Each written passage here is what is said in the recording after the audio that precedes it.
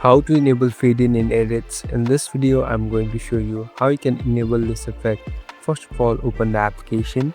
Now here in the middle we can see this project icon. Simply tap on project. Here you can create a new project or open the older ones. Here I'm opening my older projects. Now I'm in this editing platform. Here on the top you can see this audio section.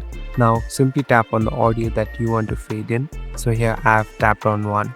Now on the bottom there are different tools. Simply tap on this fade tool now. Now here on the top you can see this fade in option.